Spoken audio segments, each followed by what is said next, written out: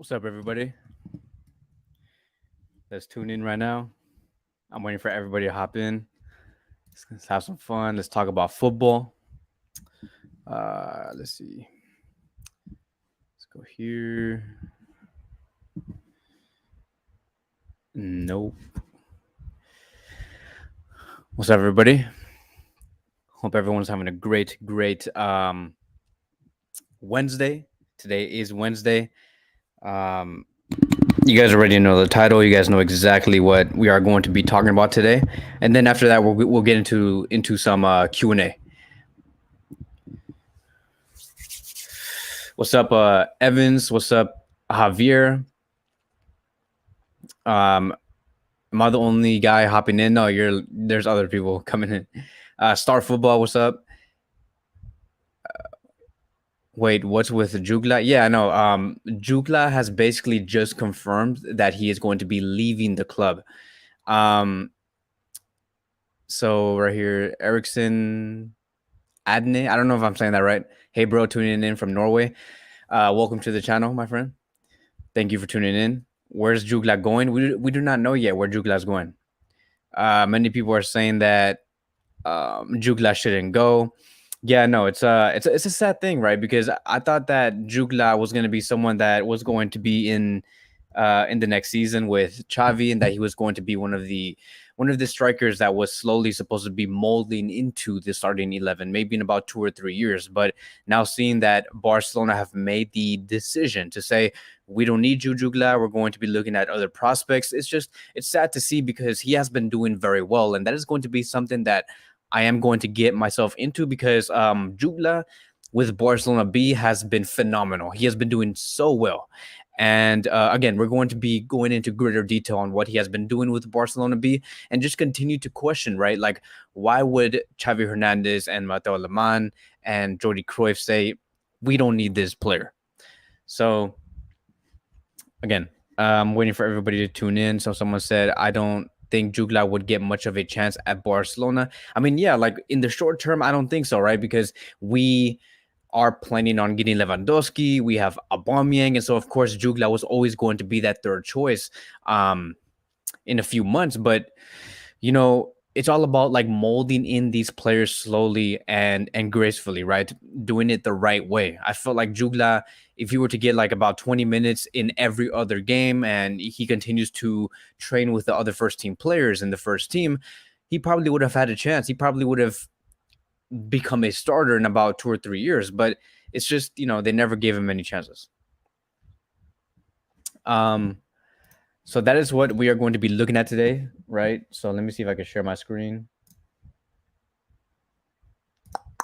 Okay, so let's do that, right? So we're here, we're on Y Scout. This is the data that we are going to be using.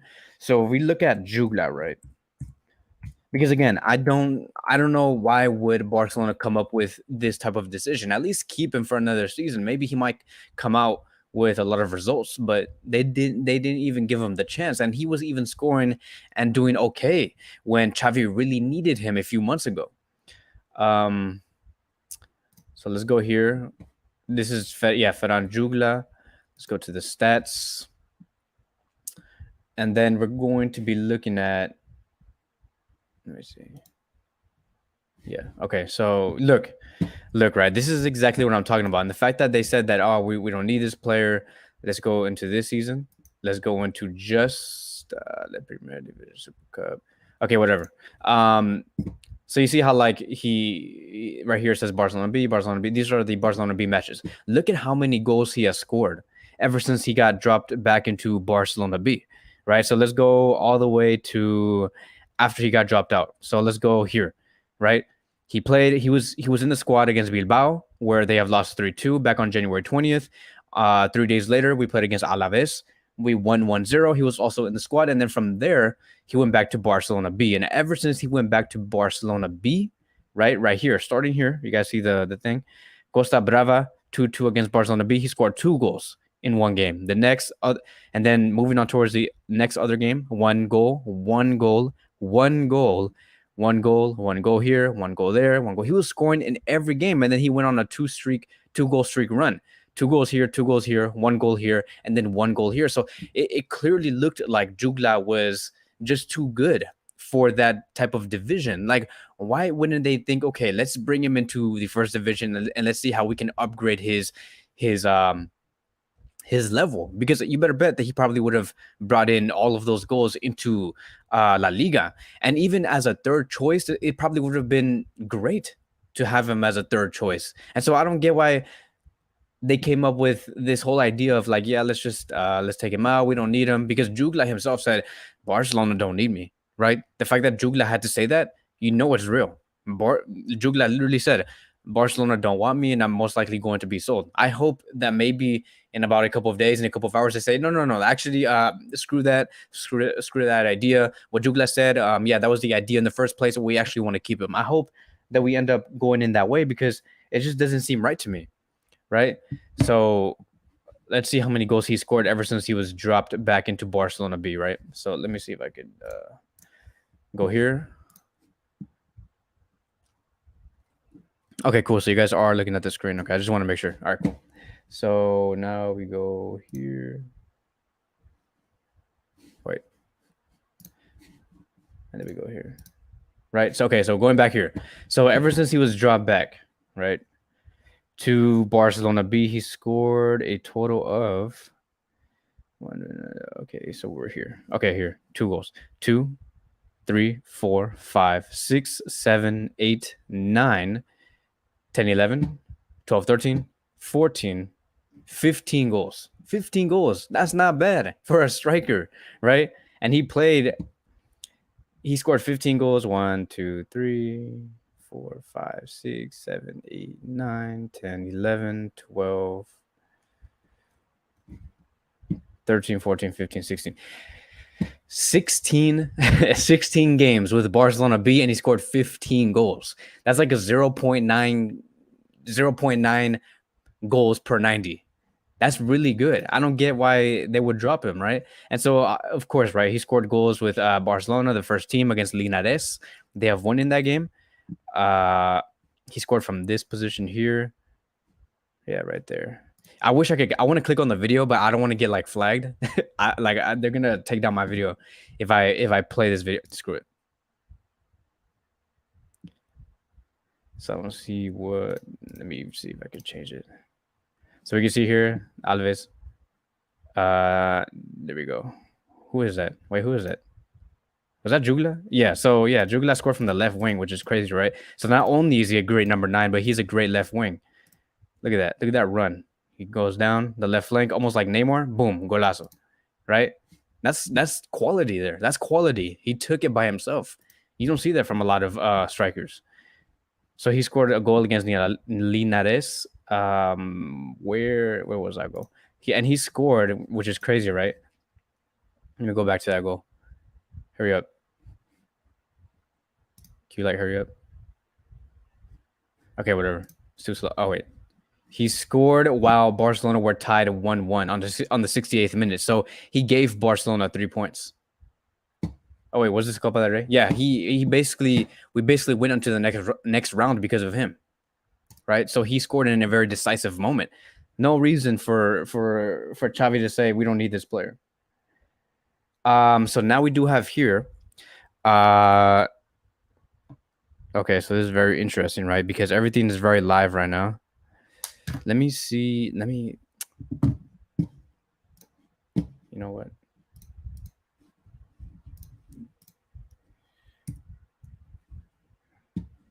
Where's the center? Right. You guys have to follow all of these Barcelona Twitter pages. They're the first ones to like come out with the information.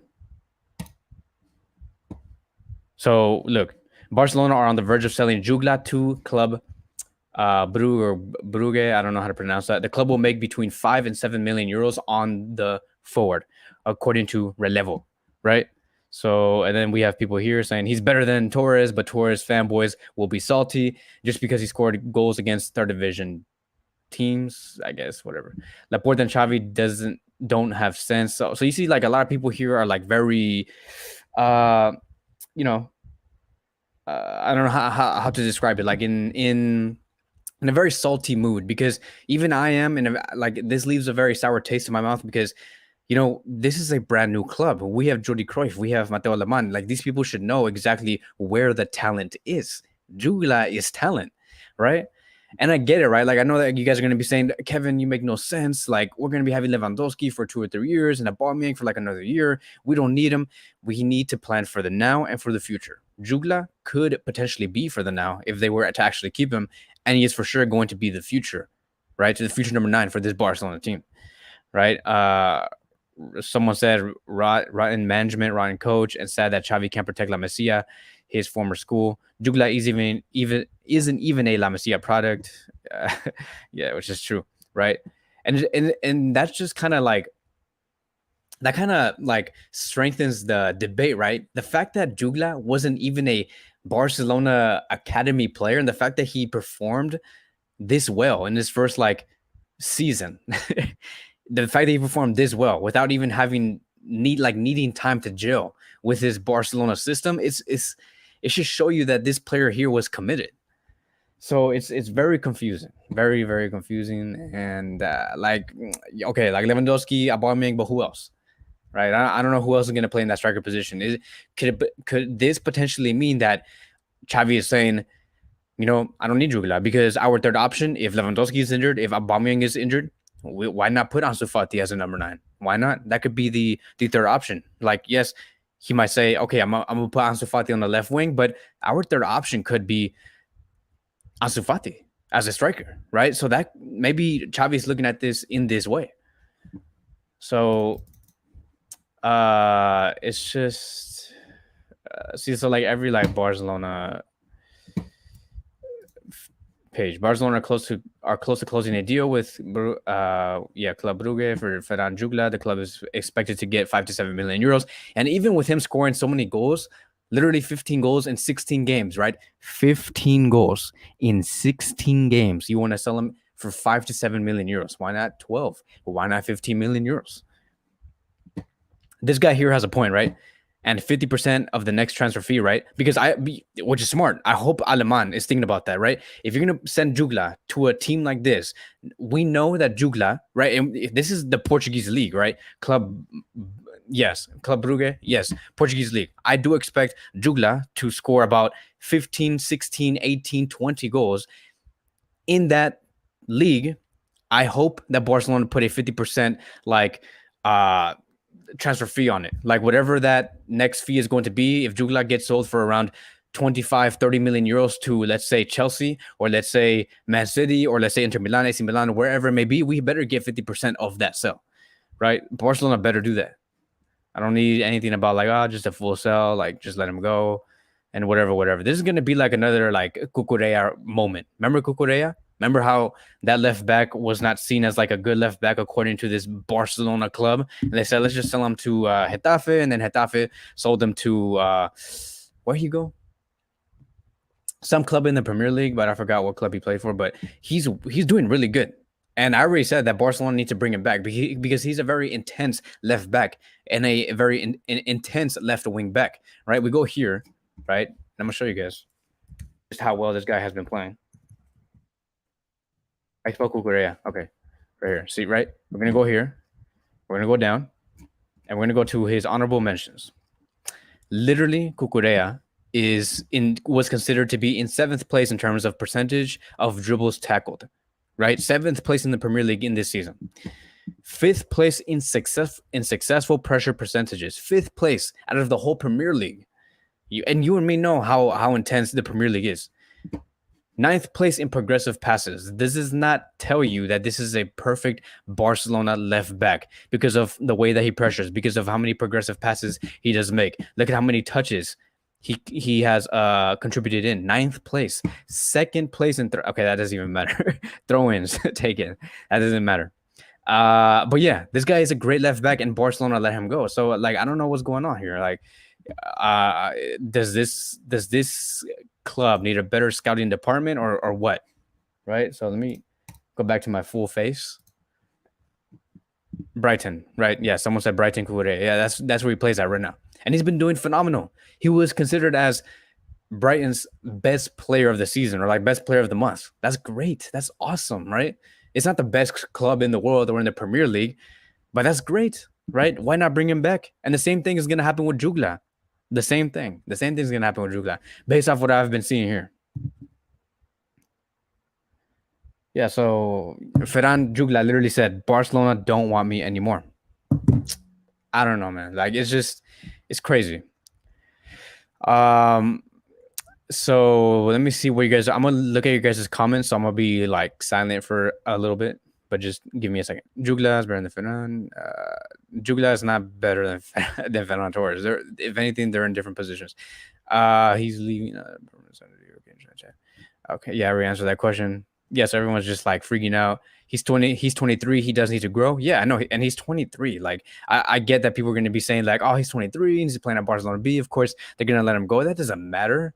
That does not matter. Like if you're, it's just showing you that you're just too good for Barcelona B. So why not go into the first division? We're not looking at anybody right now.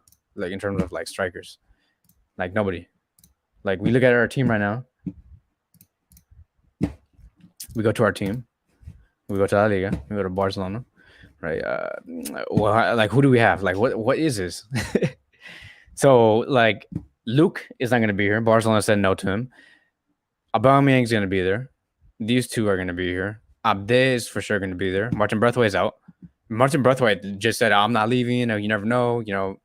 He thinks he's the best in the world, right? So I'm just going to assume that Braithwaite's not going to be there. Luke is not going to be there. Who are these? Yeah, these players were included in that match that happened a couple of hours ago. But yeah, we don't really have a lot of strikers, so why not? Like, I hope that Xavi says, we have no room because we want to have Memphis Depay. Memphis Depay as a striker for Barcelona next season. Heck no, Memphis is not a number 9. He's not a number 9. It just doesn't make any sense, right? We look at his goals and where all of his goals came from. Right, hurry up. So we're gonna go to this current season, right? We can have the debate right now. Champions League, Europa League, Super Cup, that doesn't count. Friendlies, Europe qualification, that doesn't count. So look, this guy doesn't score as a center forward. So I hope that this is not considered as like the third option for like our number 9 next season. Look, he plays as center forward, no goal. He scored a goal, but as a left winger. He scored a goal, but as a left winger. He scored a goal, but as attacking midfielder, right? He scored a goal, but as a left winger. He scored a goal, but as a left winger. You look at how all of his goals come through him playing as a left wing forward, not as a center forward. Look how he's right here, right? Center forward, center forward, center forward against Real Madrid, against Granada, against Bayern Munich. No goals, nothing, right? We have one goal here, center forward against Villarreal. Okay, that's fine. Okay, there goes another goal right here, center forward, another goal, center forward, right here, left wing, Alaves, one goal. Right here, another goal from him playing as a left attacking midfielder. Another one. It shows you, right? Left wing forward against Getafe. Left wing forward against Bilbao. All of his goals come through the left. He is not a center forward. Yes, of course, like because of his quality, you are going to find some goals with him playing as a center forward, right? Like right here, this gap that we see here. But that's it. Is that literally it? Actually, you know what? Let's look at his goals as a center forward. I want to see, and I hope I don't get flagged because of this. I want to see where he started from. So we can see that long pass. There you go. Okay, so that doesn't even count. That doesn't even count. I want to see him self-create like a goal as a center forward, like Luis Suarez, even though he's not that type of profile, right? So let's look at Celta de Vigo. Where the heck is he? What? Oh, I thought we were the purple one. Okay, that's actually pretty good. I'm not gonna lie. Like, great movement. Great movement. So it's okay. It's all right, but he's not a left wing forward, right? Give me a second.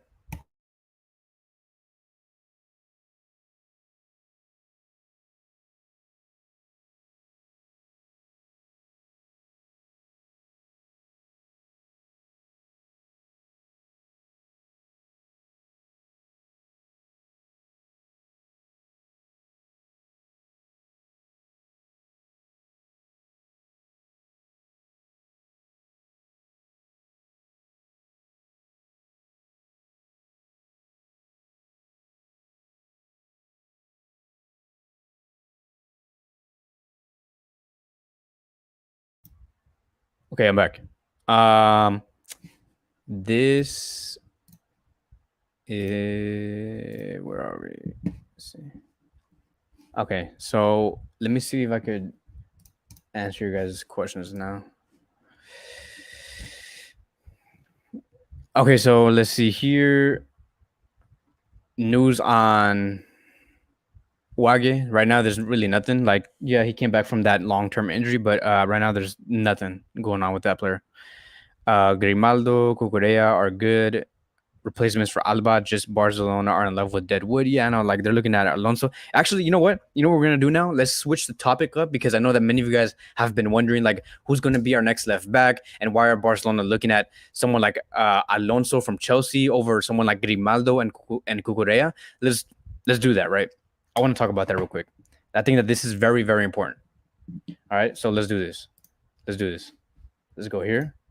This is what we're gonna do. We're gonna get because this is my first time analyzing this. I was actually thinking about making a video about this, but this is gonna be like an early preview of what the hell I'm gonna be talking about. How you spell Cucurella?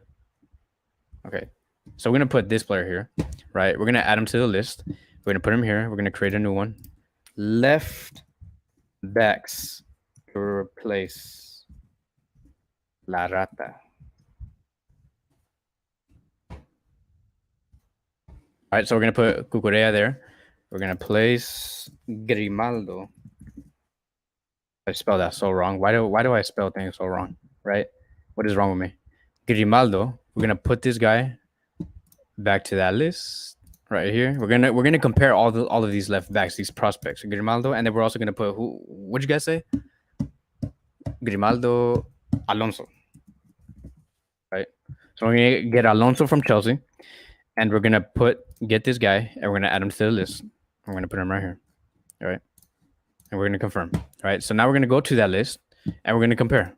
Right. And we're going to see why Barcelona are looking at Alonso over any other left back. Now, I have an idea. You guys know exactly, and I've talked about this before. You guys know why I do think that Barcelona are going for Alonso instead of like these other left backs that are clearly doing way better than than Alonso. And that's because I do think that Barcelona might go for a back three next season. A back three, which is a 3-4-3 with Alonso playing as that left wing back on that 4-man midfield. That's what I assume, which is why they don't want to look at someone like Cucurella or someone like who's the other one? Grimaldo. Okay, so we have Grimaldo, Alonso, Cucurella. All right, this is what you guys want to see exactly, right? All of these players are capable to play as a left wing back, which is funny. So Xavi can have no excuse about no Alonso has more experience as a left wing back. No, like look, Cucurella was named as one of the best players in Brighton, and he was playing as a left wing back the majority of the time. Grimaldo too. All right, so let's do this. Current season, we are gonna just compare them all. Okay, so like what? I might be proven wrong right now. I might prove myself wrong. I would love for myself to get proven wrong right now. So we have key passes, 0.57 Grimaldo, 0 Alonso. Okay, so Alonso does beat Cucurella and Grimaldo in terms of key passes. 0.62 per 90, crosses per 90, which is very important, right? 3.23, 3.33, 3.39. It's very leveled right now when it comes to crosses per 90. I would like to see the attacking output of things before we get into the defensive side. Okay, so we look at this and we can clearly see that Cucurella is getting smashed right now. He's getting so smashed. All right, so goals. Grimaldo has more than Alonso. Alonso has 5 goals and he has more than Cucurella. Goals per 90, 0.13, 0.11. Okay, so Grimaldo clearly has better goal conversion rate per 90. Expected goals per 90, Alonso is better by like a huge mile. Headed goals, Grimaldo has 1. Headed goals, shots 42, 69. So we can see that Alonso, in terms of like shots, he has way more volume than someone like Grimaldo and Cucurella. Cucurella is getting smashed, by the way. Like he is nowhere near the level, just going based off like the attacking output compared to Alonso and Grimaldo. So we can see that Grimaldo is 42, Alonso 69. So he has a lot of volume, which is very interesting, right? And we can even see that he even gets smashed on the shots per 90. Alonso gets at least 1.52 shots per 90 at the very least. Grimaldo does not even see 1 shot per 90. So sometimes we might see games of Grimaldo not shooting at all. Could this mean that it is because of the system, right? Could it mean because Grimaldo stays way more back at Benfica compared to Alonso? Maybe to get Thomas Tuchel wants Alonso way higher up the pitch, which is why he does get to see more shots per 90. It could be. Um, but at the end of the day, Alonso has way more, a lot more. Assist per 90, 0.17. Assist, 8 assists. Alonso has 5. Cucurella has 2. Let's see. Offensive touches in the box per 90. So Alonso, again, sees way more touches in the box, way more than Grimaldo and Cucurella. Now let's look at, okay, so it does seem like Alonso is the clear winner because, look, we can even check the freaking... we can even look at the minutes played.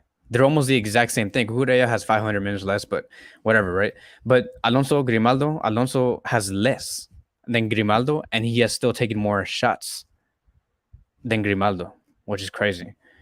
Successful attacking actions per 90. And we have to remember that the Premier League is a very tough league, right? Like it's really physical.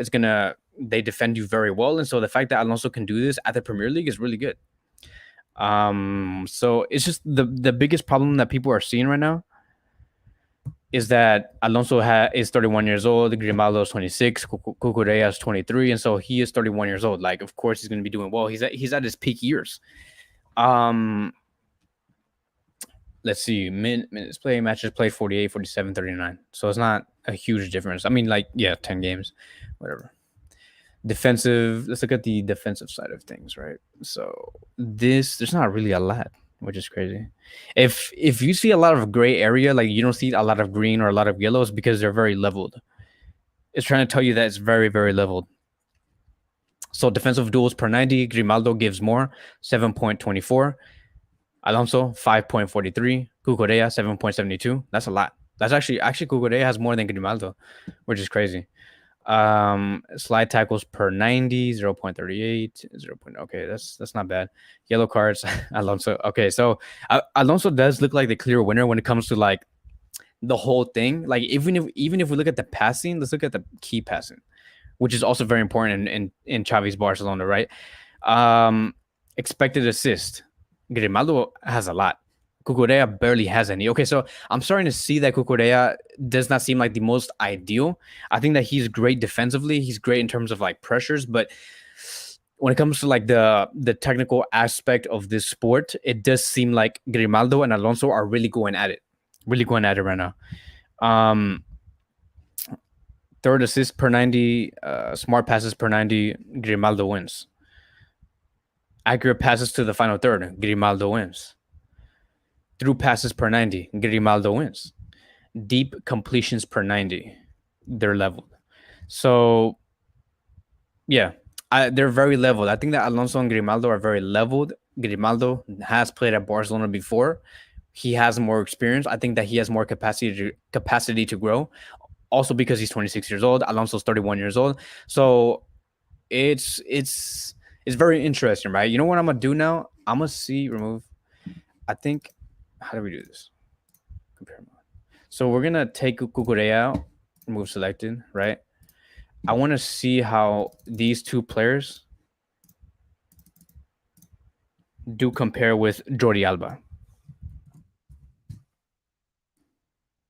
All right, let's get Alba in this because I know that he's just gonna destroy everybody here.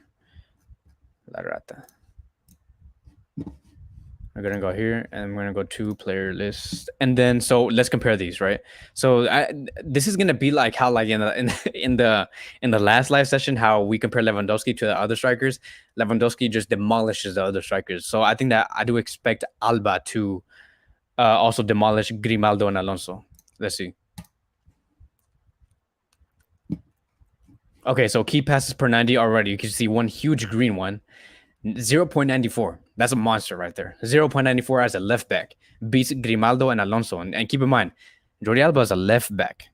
Grimaldo is a left wing back, and Alonso is a left wing back also. They have more opportunities to see the final third more than Alba, and the fact that he has more key passes is amazing. He has more crosses per 90, which is 4.68, dribbles per 90, 0.86. So you see, I knew this was going to happen, right? So let's go to the attacking side of things, right? Okay, so Alba does have less goals than Grimaldo and Alonso. We can see here non-penalty goals, their goals. Okay, so okay, it's very interesting. Expected goals: Grimaldo has 2.79, Alonso 7.37, Alba has 1.68. Assist. This is where Alba does shine the most. This is why we can't really. It's really hard to replace Jordi Alba because Alba has 12 assists. 12 assists. And you know what's crazy about this is that, okay, he has played the most minutes. He's played the most matches. Yeah, he's 33 years old. And he still provides the most assists. 12 assists, 8 assists, and then 5 assists. It's crazy. I want to see, you know what? I really hope I don't get flagged for this. I want to see how Alonso makes his assist. Let me put the volume down.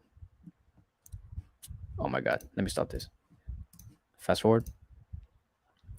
Okay, so we can see Alonso there.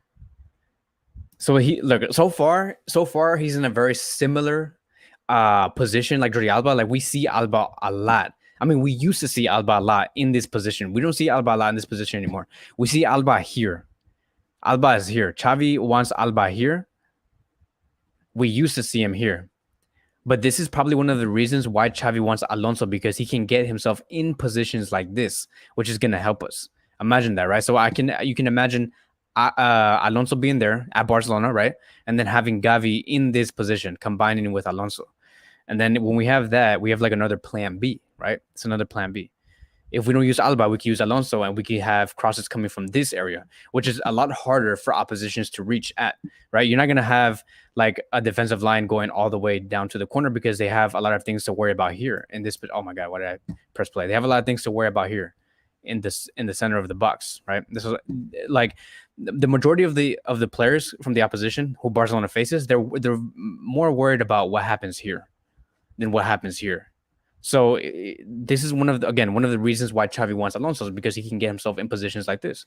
So let's go back. Let's see how he makes this assist. That's great. That's great, right? So someone like him who just scored, is that Pulisic? My man. So that was Pulisic. So someone like him, the way that he makes those runs, that right there could be someone like Pedri. You see number 10 right here? That could be Pedri. Pedri is in positions like this usually. Or it could be someone like, most likely Pedri is in positions like this. Or it could be Lewandowski, but Lewandowski, I do expect him to sit here, like kind of like Lukaku. And I think Pedri's smart enough to make runs like this, right? So look at him. Look at that run. Straight into space and goal, right? Let's watch another one. We go here. There goes Christensen. So we can see Alonso being very comfortable sitting very high, which is something that we need, right? We need left wing backs are very comfortable sitting high. You're not going to see Alba in this position anymore. Remember that. You're just not going to see him in that position anymore. And he finds the cross. Boom. Damn, that's crazy. Okay, so that you're not going to see that in Barcelona. But that's great, right? That's really good. Let's see another one. This is the last one.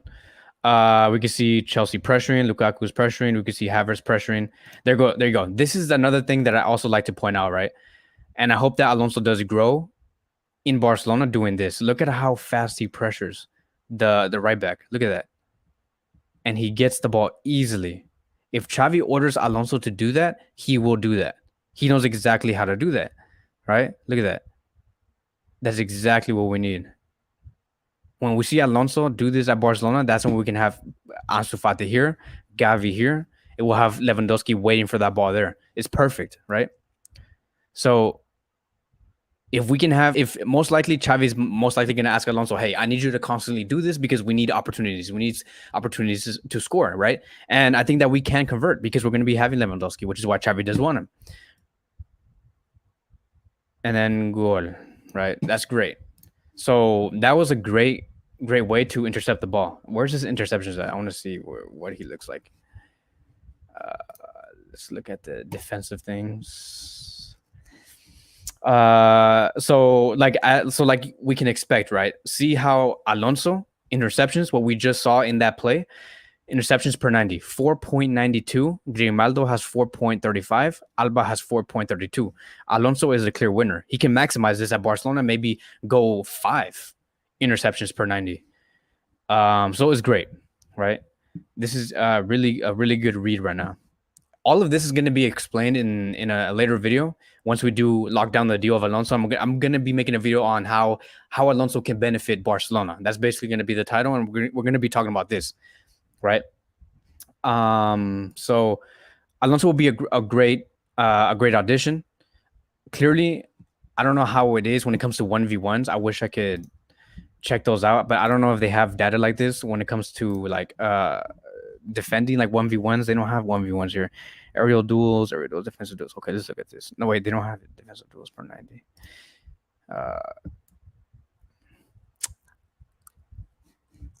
I'm gonna look at one thing. I want to look at his defensive duels. This is all of his defensive duels that he has been in. This is on May 18th, so this is very recent. Where's he at? Oh, he's over there. I am so confused. I have no idea what I just saw. I don't know what I just seen. Okay, so we can see. There you go. There goes Alonso, trying to pressure for the ball, and oh, see, that's nice. That's nice. You see, he keeps the ball in play, and there you go. It forces Leicester City to kick the ball out, and then Chelsea has the possession of the ball. So that's good, right? We want to see that. The way that he hustles all the way into the final third. Let's see this again against Liverpool. Where is he at? Okay, so if you guys are wondering, this is Salah, this is Alonso. Let's see if Alonso does get destroyed by Salah. Okay, that was nothing. He didn't do anything. Another one against Liverpool. There goes Alonso. Okay, he tries to kick the ball out, tries to gain possession. Salah's a very difficult opponent, but you can see that Alonso's trying. Let's go here. Another one against Liverpool. This is very interesting, guys. Where is he? Okay, we can see Alonso there. And he loses the ball. That's really bad. That's really bad. That's really bad. Why did he do that? So I'm assuming the reason why. Okay, so Alonso gets the ball. You can clearly see. Look, he's on the right wing. I have no idea what he's doing in that position. Like this is like chaos. So, but if this was Alba actually does really good when he's in a position like this. But you see how like Alonso is looking for opportunities. Look how he picks his head up right there. He can easily pass it to someone like him. This number 6 right here. I forgot his name, Kovacic or something like that. Kovacic, something like that. Or he make a pass with his right foot. I don't know if he's really good with his right foot, but he's gonna need that, right? So there's opportunity right here, an opportunity right here. We're on the 56th minute, so it's not like he's tired or something, right? So I don't know why he did that. And then he looks back down. You can see that Mane is pressuring him. We're gonna see this a lot in Barcelona season. And then he ends up afraid, right? He tries to take the ball back, but that's not gonna work out. Look, that's not gonna work out. And then you can see, I think that's Keita. I don't know if this is Keita or Mane, right? And then Alonso has a lot of trouble trying to regain the ball back. He gets outbodied. People are trying to say that, oh no, Alonso is trying to injure this player or whatever, and then he loses the ball. And then you see, that's bad. That's not a good thing because it shows me that Alonso's not doing good under pressure, and he needs to do good under pressure because we're going to see that a lot. These teams like Liverpool, like City, like Bayern, they're going to be saying, "Oh, this is the Barcelona team that crumbles under pressure." We don't need players like that, right? So that's one weakness. But when it comes to like intercepting the ball, he's really good. When it comes to making those crosses, he's really good. But it amazes me that Alonso's not really good at handling pressure, and especially when you're like 31 years old. Let's look at this one.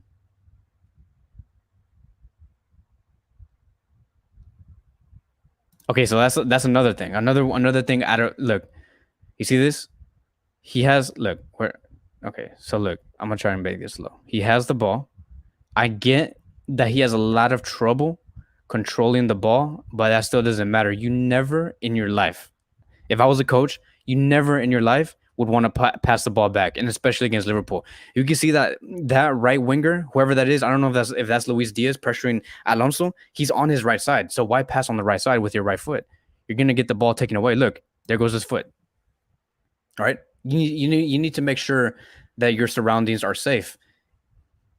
If I was him, right, if I had the ball like this, I would protect the ball, try to get myself facing the opposition's goal, and then move forward from there. This guy is looking back, and then no, that's Trent. That's not Luis Diaz. And then now they have the ball, and that's dangerous. And then look, see that's not gonna do nothing. That's not cutting it. See, they got lucky, right? And then Liverpool have the ball back again. You see, why would Barcelona want that? Barcelona can't be in that position, giving them the ball like that. Never. So let me see. Go back here, and I'm gonna look at your guys' comments.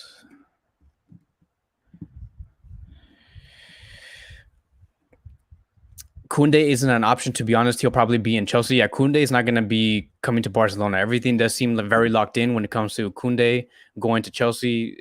That's just how it is. Like, he wants to go to the Premier League right now. If you guys want to find out what's currently going on with Koundé, we can see here. Koundé. Okay, so we go here. Koundé. Chelsea target Koundé and whoever this is after government clears takeover, right? So Chelsea are finally clear. They can do whatever they want. They're more flexible now. Now they're going to go for players like look, they're going for someone like Sterling. They're looking at Nunez. They're looking at Dembele, and now they're looking at Koundé. That's one hell of a team if they actually complete the signing of Nunez and Dembele, and then bringing in Koundé. A lot of players are going to be leaving Chelsea. Rudiger is leaving. Right? Christensen is leaving. Alonso is leaving. Azpilicueta is leaving. That whole back line is leaving. It got blown out to the water. Dembele, I don't know why they're looking at him, right? They have other wingers, but whatever. They just want to splash money. Chelsea's new owner will hand Thomas Tuchel significant funds for signing after the government finally approved a 4.2 billion takeover of the club. A new era of the Stamford Bridge can officially begin after Ramon Abramovich agreed to the terms for the sale to a whatever led by Todd Boehly, whatever. I guess, bro. Like all these clubs just want to be backed by like rich owners. We're like the only club that like never gets backed by a rich owner. But whatever. We'll still win in the end. Koundé, a 23-year-old France international, can play as a right center back and could be available for 50 million euros, which is a steal. 50 million euros for Koundé? Are you kidding me? Also, someone who's very flexible, who can easily play as a right center back, like what this article does say. He can easily play with someone like Araujo and Christensen. Chelsea are unlikely to be able to afford West Ham's 150 million asking price for that has nothing to do with anything. Chelsea or whatever. I mean, I guess, right? Like, if they want to get Koundé, whatever. As a matter of fact, Araujo is better than Koundé, so I don't even want to hear anything about like, oh, we're gonna miss on having a defensive center back. Like, nah. Right, so like, I just want to compare because now I'm interested. Center back options confirmed. I'm gonna compare Araujo and Koundé real quick. We're just gonna put them in the list because I want to see who's better. Because many are saying like, did I put him?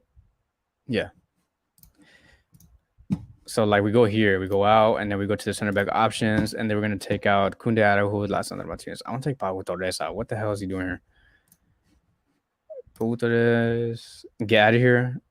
Get out of here. I just want to compare Araujo and Koundé. Koundé and Araujo, right? So we're gonna compare these two players, right? Current season, general, compare. Okay, so what do we have here? Defensive. Who's better? So they're almost the same thing. So like, I don't want anyone saying that, like we're gonna miss on a great center back. We don't have a physical center back and blah blah blah. Araujo is literally the exact same thing, right? So we can find a different center back if we want to. They're both the same age too. Same minutes. Defensive duels per 90. Araujo has 6.34. Koundé 4.87. Aerial duels per 90, 4.45. So Koundé does see more aerial duels. Slide tackles per 90, 0.2. Shots blocked per 90. The same thing. It's really the same thing. Interceptions per 90, 5.07, 4.17. Koundé has the upper hand. Interceptions per 90, 5.07, 4.7. Yeah, so like it's almost the same thing. We're not really missing out on much. I think that we just need a really good ball playing center back, a really good one. Kunde could be one. I think Kunde is one, but there's many other ones. So it's not going to be the end of the world, right? So like key passing, I think Kunde like literally demolishes Kunde here. Smart passes per 90. See, like he demolishes Araujo when it comes to like these passes. 0.26, 0.04. Accurate passes to the final third demolishes Araujo. Accurate passes to the penalty area demolishes Araujo. Accurate smart passes, Araujo beats Kunde. Yeah, so it's just even Kunde has an assist and Araujo doesn't have any. Mainly because he plays as a right center back, right? But Araujo has had chances to like score an assist because he has played as a right back before. Passing forward passes per 90, 24.64. Araujo 17. So I guess like it doesn't matter. So I'm just gonna like end it here. This is just where we're at, right? Just to recap, Jutgla is not gonna be a Barcelona player. Alonso does seem like a decent replacement. It just I have I'm a little nervous, right, when it comes to like other teams pressuring Barcelona in that defense because Alonso doesn't react well, and you and me saw that. And I'm gonna break these videos into different sections, and I'm gonna be uploading them so you guys don't have to like go through this whole like 1 hour live session and get lost, right? So yeah, it's just I hate this, right? Like why is Barcelona like this? Right, so like this 5-7. What else? Is there anything new that we should know about before I do leave? Because I don't like Mourinho just won, I guess. Congratulations to Mourinho for winning the trophy. You can see the finally Carlos Perez. Remember Carlos Perez? Yeah, he's cool. There's nothing else that we should know about, right, guys? I don't want to miss anything. Cucurella probably drunk somewhere. What? Cucurella on the entrance of Man City. If the opportunity arises, you have to take advantage of it. There are teams that you can't say no to. Oh my god. I swear, Man City wants to be like the next Barcelona. They just want to take our players. They want to take our sporting director, our coach. They just want to be us. And like Cucurella is like, yeah, sure, I'll go to Man City. Like, why not? Right? Like City is making all the right moves, all of them.